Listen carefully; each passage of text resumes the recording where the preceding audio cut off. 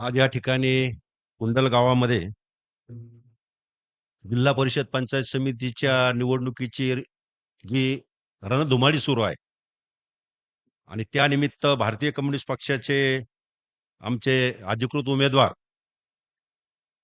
Comrade वैभव काका पवार आणि comrade Megha Arjun पाकले हे कुंडल जिल्हा परिषद आणि कुंडल पंचायत समिती गणामधून हे दोन उमेदवार आहेत.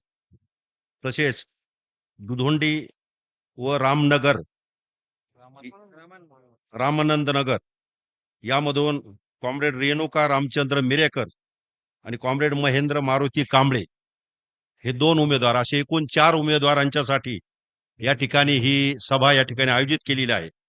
या सभेचे अध्यक्ष आमचे नेते आणि भारतीय कम्युनिस्ट पक्षाचे ज्येष्ठ नेते कॉम्रेड रमेश सहस्रबुद्धे, पक्षाचे जिल्हा सचिव कॉम्रेड विजय बाचाटे, कॉम्रेड नंदकुमार हत्तीकर, कॉम्रेड सतीश लोखंडे, त्याचबरोबर आमचे चारही उमेदवार या ठिकाणी वैभव काकांनी आता जोरदार भाषण करून आपल्या काय समस्या आहेत, आम्ही काय करू शकतो आणि काय करणार आहे हे स्पष्टपणाने सांगितलेलं आहे.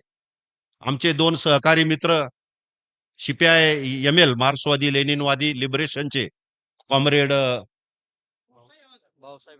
भाऊसाहेब यादव यांनी सुद्धा त्यांच्या पक्षाच्या वतीने पाठिंबा दिला.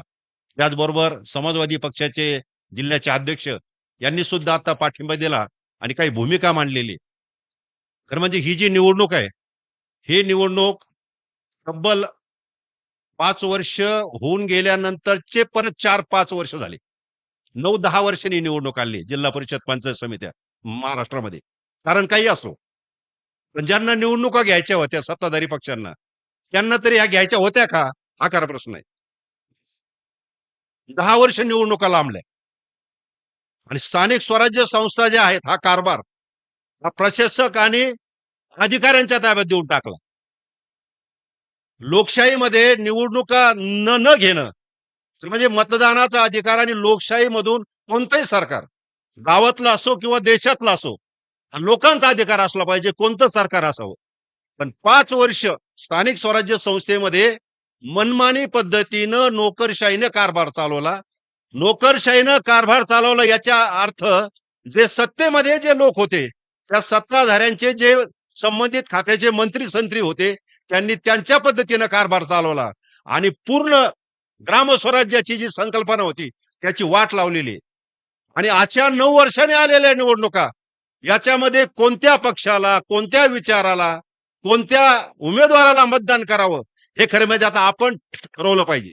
त्यांनी नाही ठरवायचं. ज्यांनी निवडणुका लांबवल्या हेच आता निवडणुकीला प्रचंड संपत्ती काय त्यांचा मोठा लवाजमा घेऊन त्या निवडणुकीला सामोरे जात आहेत. आणि 10 वर्ष तुमच्या ताब्यात संस्था होत्या आणि तुम्हीच आता मोठ्या प्रमाणामध्ये निवडणुकांच्या मध्ये काय काय केलं हे आपण नगरपंचायत, नगरपालिका, महानगरपालिका निवडणुका ज्यावेळेस पार पडल्या त्यावेळेस अख्ख्या महाराष्ट्राने बघितलं. सगळे लोक म्हणतात, जे जे सुज्ञ आणि जागरूक मतदार आहेत, ज्यांनी मतदान केलं त्या पक्षाला, ज्यांनी नाही केलं ते सुद्धा म्हणतात याच्यासारखी निवडणूक आम्ही आतापर्यंत कधी पाहिली नाही. काही माणसं मतदानाला सुद्धा गेले नाहीत. प्रचंड पैसा निवडणुकीमध्ये अगदी म्हणजे आता निवडणूक प्रचार सभेमध्ये पैसे वाटून मतं देतात किंवा पैसे द्या पैसे घ्या हे बोललं तरी काय होतं, त्या कायद्याने गुन्हा ठरतो. पण मी जाहीरपणे सांगतो की या सर्व निवडणुकीमध्ये मतदानाचे भाव फुटले. याच्यापूर्वी पण होतं, याच्यापूर्वी नव्हतं असं नाही. पूर्वी निवडणुकीच्या मतदानामध्ये पैसे वापरणं, मतदारांना आमिष दाखवणं ह्या गोष्टी होत्या. पण या निवडणुकीत मात्र त्याची हद्द झाली, सीमा सोडली. एवढं करून जर होत नाही तर पैशाने हा माणूस थांबत नाही म्हटल्यानंतर धाक दडपशा काढून 64 माणसं महापालिकेमध्ये बिनविरोध निवडून आणले आपल्या बाजूचे. म्हणजे निवडणूकच होऊ द्यायची नाही, सगळे प्रकार करायचे. एवढं करून निवडणुकीला उभं राहिल्यानंतर एवढा पैसा लोकांच्या मध्ये जायला लावायचा, वाटायचा. म्हणजे लाडकी बहीण योजनेला आमचा विरोध नाही. आमच्या बहिणीला पैसे मिळत असले कुणाचा विरोध असेच कारण नाही, कारण ते पैसे आपलेच आहेत, आपल्या तिजोरीतून. सकाळी उठल्याबरोबर प्रत्येक माणूस स्वतःचं काडीपेटीपासून चहापासून सगळ्यापर्यंत जो काही आपण वापरतो त्याच्यातून जो टॅक्स जातो त्या टॅक्सचा पैसा महाराष्ट्राच्या तिजोरीमध्ये आहे. त्यामुळे बहिणींना पैसे गेले तर आम्हाला दुःख नाही. पण तुम्ही ज्या काळामध्ये पैसा वाटता त्या पैशाचं सांगून आम्हाला लाडक्या बहिणीनं तुम्हाला पैसे दिले म्हणून आम्हालाच मतदान करा हे जे सांगताना ही तुमच्या बापाची पेंड नाही, ही आमची पेंड आहे, सगळ्या लोकांची, गरीब माणसाची. प्रत्येक गरीब माणसाने पैसा दिलेला आहे. मी तर असं म्हणेन, जे लोक सत्तेमध्ये बसलेले आहेत यांनी कोणताही टॅक्स कधीच भरलेला नाही. सगळं फुकट ओरबडलेलं आहे आणि सगळं फुकट ओरबडलं म्हणून यांच्या हजारो कोटी रुपयाच्या संपत्ती आहेत. यांची घरं, गाड्या, सगळे बंगले बिंगले बघा किती ऐशारामात राहतात. आणि थोडस आपल्याला 1000-1500 दिले त्याचं कौतुक करता. भीक दिल्यासारखं. तुम्हाला 1500 रुपये दिले. बिहारच्या सरकारने निवडणुकीच्या पूर्वी 10,000 रुपये प्रत्येकाच्या खात्यात टाकले. खरं म्हणजे बिहारमध्ये एवढं वर्ष कारभार चालला होता असं वाटलं होतं तिथं सरकारने अनेक उत्साहाचं वातावरण देशात तयार होईल. 10,000 रुपये प्रत्येकाला दिले आणि ती निवडणूक जिंकून आणली. एकच ठरवलेलं यांनी भाजप सरकार आल्यापासून कोणत्याही संस्था व्यवस्थित चालू द्यायच्या नाही, सगळ्या आपल्याच ताब्यात असाव्यात. म्हणून तुम्हाला माहितीये की ज्यावेळेस अमित शहा मुंबईला आले 3 वेळेस महाराष्ट्रात आले त्यावेळेस जे जाहीर केलं सध्या देशात सरकार आहे, राज्यात सरकार आहे आणि आम्हाला आता महापालिकेत सुद्धा सरकार पाहिजे. सगळ्या आम्हाला ट्रिपल इंजिनचं सरकार पाहिजे. का रे बाबा? दुसरे पक्ष नाही का? म्हणजे विरोधकच ठेवायचं नाही. विरोधी पक्षातले लोक फोडायचे आणि आपली सत्ता त्या ठिकाणी निवडून आणायची आणि सांगायचं आम्ही 100% आम्ही किती मोठे, आम्ही सगळे लोक आमचे निवडून यायला लागले. खरं म्हणजे मग मला आठवतं आमच्याकडे आपल्याकडे काही असेल काही शाळा असतात बघा तिथं विद्यार्थीच असे घेतात 89-95% वाले, बाकीच्याला घेत नाही. ते एकच शाळा असते, दुसऱ्या देत नाहीत आणि मग त्याचा निकाल 100% आणतात. तुम्ही निवडणुका ज्या जिंकता असे लोक घेता सगळ्या पक्षातले ज्यांच्याकडे संपत्ती आहे, जे निवडून येणार आहे अशा लोकांना तुम्ही पळापळी करता. विरोधी पक्ष ठेवायचा नाही. ही जी व्यवस्था चाललेली आहे याच्यामध्ये लोकशाही मानणाऱ्या लोकांना, विचार करणाऱ्या लोकांना याची चीड आणि तिटकार आलेला आहे. म्हणून प्रत्येक निवडणुकीमध्ये मतदान करताना खरं म्हणजे व्यवस्थित आणि असं मतदान करायला पाहिजे. म्हणजे हा कुंडलगाव हे देशामध्ये सर्वात जास्त स्वातंत्र्य सैनिक आणि हुतात्मा झालेलं गाव आहे. देशात आपलं नाव आहे की क्रांतिसिंह नाना पाटलांना ब्रिटिश सरकार चळचळ कापत होतं. हा सगळा परिसर आपण पाहिला. भ्रष्टाचाराचं जर त्या काळात क्रांतिसिंह नाना पाटील जर आता असते, असे जे लोक आहेत सगळे जे ब्रिटिश सरकार विरुद्ध त्यांनी चळवळ चालवली, यांच्या विरुद्ध चळवळ चालवली असती. आताच आठवण केली वैभव काका पवारांनी की कर्जाचा जो प्रश्न होता, कर्जमाफी, सावकारी वगैरे, हे सावकार त्यांनी सांगितलं असतं सरकारला, स्वतः परत तुफान सेना काढल्या असत्या आणि घोड्याच्या पायाखाली चिडून टाकला असत्या लोकांना.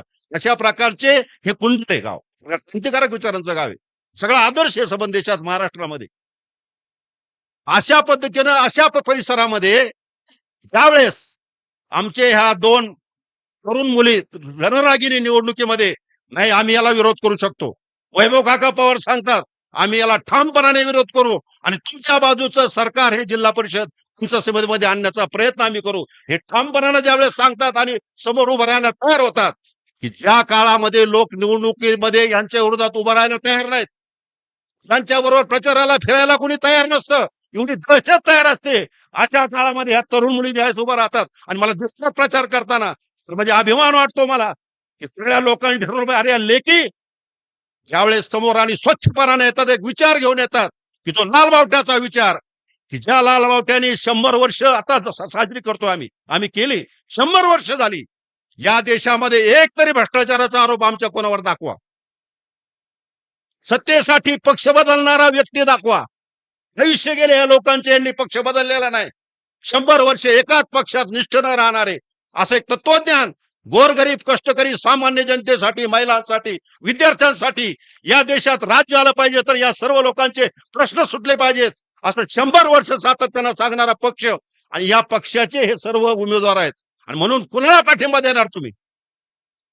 या धाडसानं उभे राहिल्यात त्याला पाठिंबा देणार की जे संपत्तीचे आणि संबंध जो राज्य सत्ता आहे त्याचे वारसा सांगणारे जे आहेत, वंश परंपरेने आम्हाला सत्ता मिळाली पाहिजे त्यांच्या पाठीशी तुम्ही राहणार उभे.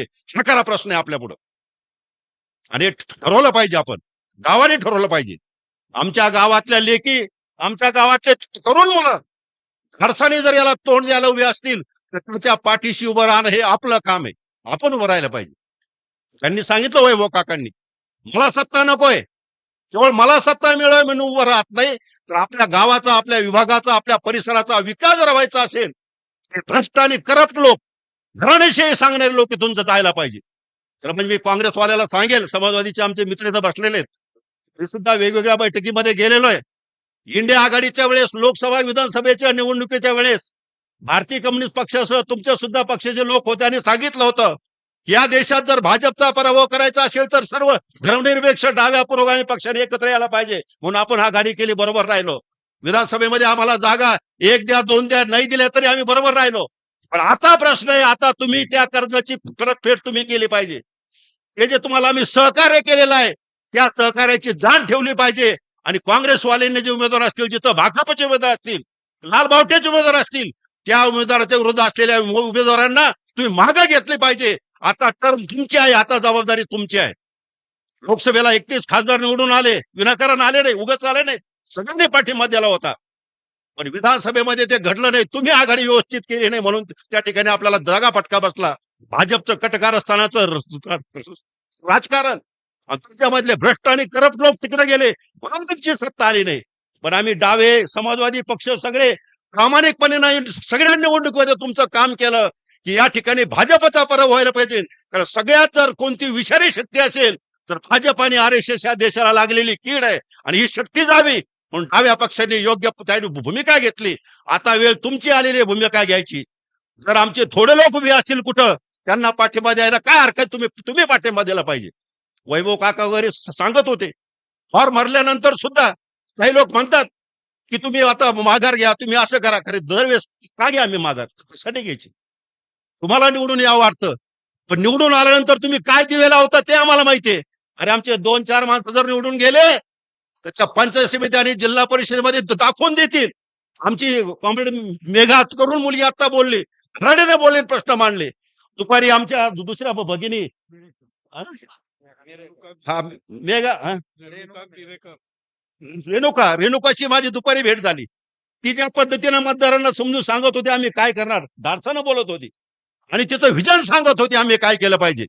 आणि ती कोणत्या वडार समाज, आमचे सर इथं समोर बसले, खरं मला अभिमान वाटला की या समाजातून अशा शिकलेल्या तरुणी, उच्च शिक्षित तरुण मुली, MSc झालेली तरुणी, अशा तरुणी ज्यावेळेस जर निवडून गेल्या तर निश्चितपणाने तुमच्यापेक्षा तुमचे जे माणसं तुम्ही निवडणुकीला उभे करता, हे केवळ तुमचे संपत्तीचे आणि तुमच्या सत्तेचे वारसदार असतात. यांना प्रश्नाची कुठली जाण नसते.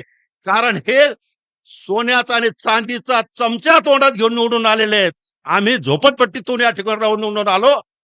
त्यामुळे ते खरे प्रश्न काय ते आम्हाला माहिती आहेत, खरे प्रश्न त्यांना माहिती आहेत. तुम्हाला प्रश्न माहिती नाही, कारण तुम्हाला काहीच माहित नसतं. गल्लीत काय समस्या आहे, सांडपाण्याची काय व्यवस्था आहे, नळाला पाणी काय येत नाही, सरकारी दवाखाना नसल्यामुळे इथून लोकांना कुठं जावं लागतं हे आम्हाला कळतं, तुम्हाला माहिती नाही ते. म्हणून जिल्हा परिषद आणि पंचायत समितीमध्ये सामान्य माणसाचे छोटे छोटे जे प्रश्न असतात, हे प्रश्न सोडवण्यासाठी ते सभागृह आहेत. ना कुणाची वर्णी लावायला नाहीत, कुणाला तरी स्वतःच्या मुलांना आणि स्वतःच्या त्या कुटुंबातल्या लोकांना मोठं करण्याचे ते केंद्र नाही. ते सामान्य माणसाचे प्रश्न सोडवण्याचे केंद्र आहेत. आणि सामान्य माणसाचे प्रश्न तो सोडू शकतो जो तिथून आलेला आहे. म्हणून त्या जमिनीतून जमिनीची नाळ असणारे हे सगळे आमचे उमेदवार आहेत. म्हणून त्यांच्या पाठीशीच आपण उभं राहायला पाहिजे, ही भूमिका सांगण्यासाठी आम्ही आपल्या समोर आलेलो आहोत. म्हणजे वेळ बराच झालेला आहे, पण निवडणुकीत प्रचारामध्ये चर्चा झाली पाहिजे की कोण योग्य आहेत, कोण चांगल्या पद्धतीने करू शकतात. आता आमच्या भगिनी वैभव काका सांगत होते, वर्षभरापूर्वी पलूसच्या तहसील कार्यालयासमोर जे केंद्र सुरू केलं, मी स्वतः डॉक्टर भालचंद्र कांग आम्ही आलो होतो, उद्घाटन केलं, माहिती घेतली. वर्षभरामध्ये जवळजवळ किमान 2000 कुटुंबाला त्यांनी आधार दिला, त्यांना ते कागद काढून दिले. कारण आपल्या देशामध्ये माणसाला कमी किंमत आहे, कागदाला जास्त किंमत आहे सर. इतके कागद लागतात. निवडणूकच्या फॉर्म भरताना तुम्ही पाहिलं असेल, हैराण होतात लोक, भिक नको कुत्रावर. कागदांत जे झालेलं आहे, प्रत्येक माणसाला कोणती सवलत घ्यायची असली साधा शाळेचा दाखला काढायचा, दारिद्र्य कार्ड काढायचं, पण रेशनिंग कार्ड काढायचं, काही जरी काढायचे एवढे कागद लागतात. आणि ते कागद काढण्यासाठी माणसं हैराण होतात. 2-2 महिने कागद मिळत नाही. सरकारी सेतू केंद्र जे आहेत, पूर्वी आठवतं सेतू केंद्र नव्हतं. तहसीलमध्ये सगळे दाखले मिळायचे. कॉन्ट्रॅक्ट पद्धतीनं देऊन टाकलं. तहसील कार्यालय सुद्धा खाजगी केलं आणि ते सेतू कार्यालय केले. तिथं सुद्धा कागद मिळत नाहीत. आमच्या या भगिनी, आमचे कॉम्रेड तिथं बसतात आणि लोकांना मदत होईल अशा पद्धतीचं काम करतात. एक किस्सा मी तुम्हाला सांगतो, कागदाला किती महत्व आहे. सरकारी दवाखान्यामध्ये कुत्रं जर चावलं तर इंजेक्शन घ्यायला आमचा एक कार्यकर्ता गेला सरकारी दवाखान्यामध्ये. त्याला डॉक्टरने तिथं सांगितलं की तुला हे लागेल म्हणे, काय दारिद्र्यचं कार्ड आण म्हटले. तो होता हुशार. तुम्हाला सांगायला आला म्हणजे ते दारिद्र्यचं कार्ड कार्ड मागतात. तर तो म्हणला, साहेब तुमचं म्हणणं बरोबर आहे. पण त्या कुत्र्याला माहित नव्हतं माझ्याकडे दारिद्र्यचं कार्ड आहे का नाही, पण ते मला चावलं. त्याला काय माहिती त्याच्याकडे दारिद्र्यचं कार्ड आहे का नाही. म्हणजे अशी परिस्थिती चाललेली आहे. माणसाला किंमत नाही. आमचे लोक, पेन्शनचे लोक, हे जर पेन्शन काढायला गेले तर दर 6 महिन्याला त्याला हयातीचा दाखला, आता मला वाटतं त्याची मुदत वाढवली, हयातीचा दाखला लागतो. म्हणजे तुम्ही जिवंत आहे का, दाखला आला. पण तो म्हणतो, साहेब मी समोर आहे ना उभा, तुझी गरज नाही, मला तो दाखला पाहिजे, तू जिवंत आहे. म्हणजे कागदाशिवाय देश चालत नाही. आणि ते कागद काढून देण्याचं एक मोठं काम तुम्ही करता. खरं म्हणजे एका जरी माणसाला, तो विद्यार्थ्याला कागद मिळाला, खरं म्हणजे किती आनंद असतो त्याला. मिळत नाही कागद. चांगल्या चांगल्या माणसाला जागा सांगा, कागद तुम्ही काढून दाखवा म्हणून. आणि सगळी जी व्यवस्था आणलेली आहे, त्या व्यवस्थेमध्ये एक पर्याय शोधण्याचं काम आम्ही करतो. आणि अशा प्रकारचं काम जे आपण करतो ना, हे समाजाचं खऱ्या अर्थानं, त्या ठिकाणी तुम्ही किती पैसे देऊन आणि किती निवडून येऊन तुम्ही लोकांचे काम करू शकत नाही. उलट तो माणूस आपल्याच घरात आपल्याच बाजूने राहावा म्हणून काम अडवून ठेवणारी जमात तयार झालेली आहे. ध्यानात घ्या. कर्जाचा जे तुम्ही आता उल्लेख केला ना, कशा पद्धतीने कर्ज देतात आणि नंतर ते तुमच्याच खात्यावर टाकतात. नंतर निवडणुकीत जरी वाटले, आमच्याकडे जी पद्धत आहे, कारखान्याच्यातून त्याच्यातून पैसे द्यायचे आणि निवडून आल्यानंतर किंवा पडल्यानंतर त्यांच्या ज्या संस्था आहेत, पतसंस्था, बँका वगैरे, त्या नावावर, त्याच्या नावावर ते कर्ज टाकायचं. अशा पद्धतीने जी व्यवस्था चाललेली आहे, त्याला जर छेद द्यायचा असेल तर प्रामाणिक आणि उच्च शिक्षित आणि ज्याला व्हिजन आहे, दृष्टिकोन आहे, असे लोक निवडून दिले पाहिजे. आणि आम्ही असा दावा करू शकतो की भारतीय कम्युनिस्ट पक्ष, याला एक व्हिजन आहे आणि याला एक दृष्टिकोन आहे आणि म्हणून तो 100 वर्ष टिकलेला आहे. केरळ राज्यामध्ये अनेक उपक्रम आणि अनेक उच्चांक केलेले आहेत.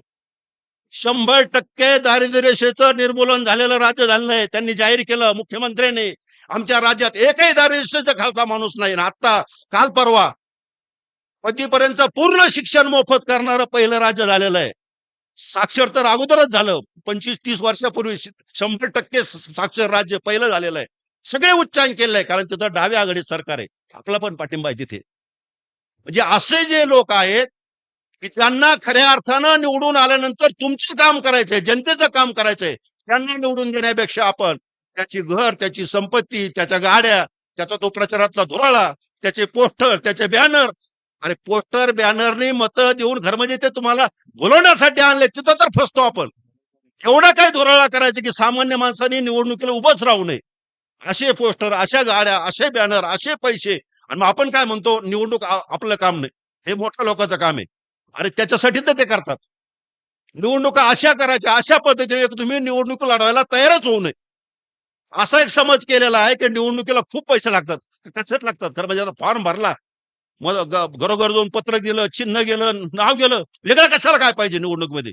लोकशाहीमध्ये डॉक्टर बाबासाहेब आंबेडकरांनी सांगितलं, प्रत्येकाला एक मत देण्याचा अधिकार आहे. तो टाटा, बिर्ला, अदानी तिकडं जग खरेदी करायला निघाला, अदानी जरी असला त्याला एक मत आहे आणि तुम्हाला एकच मत आहे. आपण जिथं राहतो तिथं सगळ्यांना एकच मत देण्याचा अधिकार आहे.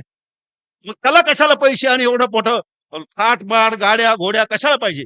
आणि सगळे पुढाऱ्यांचे नाव मोठमोठे. आपल्याला वाटतं एवढ्या मोठ्या घरातला माणूस एवढं मोठं, मग त्याला कसं काय, त्याच्या विरुद्ध कसं उभं राहायचं, तेच निवडून येणार. अरे कशाला पण, तो जर एवढा मोठा असेल तर त्याला तेवढाच मोठा राहू द्या. आणखी बारीक खाली आणू नका त्याला. पंचायत समिती, जिल्हा परिषद, ग्रामपंचायतीत कशाला आहे ना वाटत. लोकसभेत आहे, विधानसभेत आहे, सगळीकडे आहे ना. कारखान्यात तोच आहे. अरे एवढं तरी ठेवा ना आम्हाला. कुणाला ज्यांना काम करायचंय त्यांच्यासाठी ठेवा.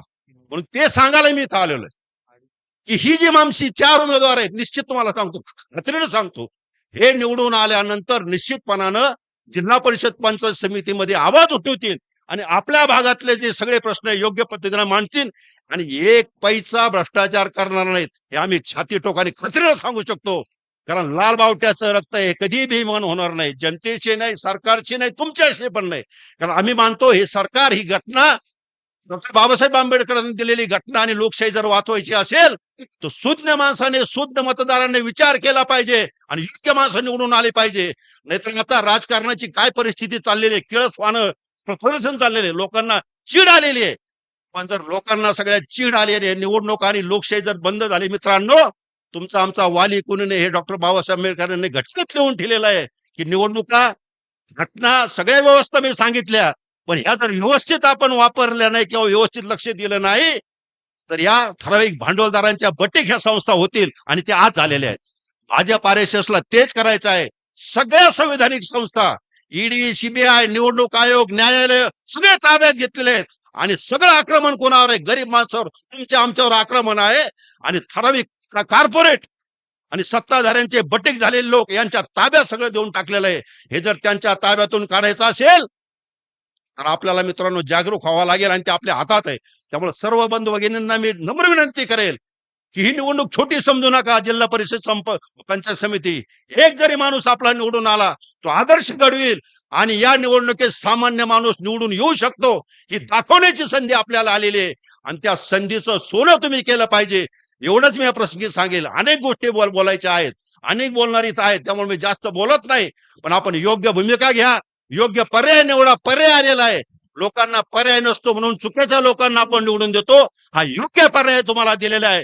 तरुण आमच्या मुली या ठिकाणी आम्ही धाडसीनं त्या समोर आलेल्या आहेत. आमचे वैभव काका सारखे एक आक्रमक आणि अभ्यासू माणूस, शेतकऱ्यांच्या प्रश्नावर, कामगारांच्या, कष्टकऱ्यांच्या प्रश्नावर संघर्ष केलेला आणि धाडसानं मान्य करणारा माणूस इथं आहे. कुणालाही न डगमगणारा उमेदवार आम्ही दिलेला आहे. त्यामुळे या सर्वांना आपण प्रचंड मताने आपण मतदान करा. आपण सर्वांना सांगा आणि आपण त्यांचे कार्यकर्ते व्हा.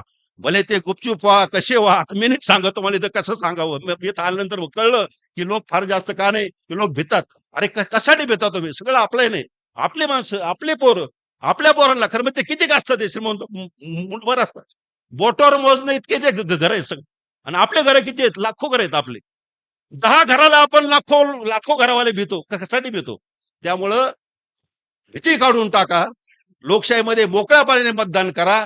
कारण मतदान करताना कुणी पाहत नाही, ते गुप्त मतदान आहे. त्यामुळे घाबरण्याचं कारण नाही. त्यामुळं या चारही उमेदवार आमच्या जे आहेत यांना प्रचंड मतांनी निवडून द्यावं अशा प्रकारची विनंती मी तुम्हाला करतो. आणि माझं भाषण तुम्ही शांततेने ऐकलं त्याबद्दल तुम्हाला सर्वांना धन्यवाद देतो. थांबतो. जय हिंद, जय महाराष्ट्र, लाल सलाम, जय भीम. कॉम्रेड राज्य सचिव यांनी केलेलं भाषण निवडणूक सुधारणाविषयी आणि कम्युनिस्टांनी केलेल्या योग्य कामाची पोचपावती देऊन गेली. यानंतर डी बापू लाड यांचे वारसदार, कालच आमचं बोलणं झालं होतं त्या संदर्भात कॉम्रेड सतीश लोखंडे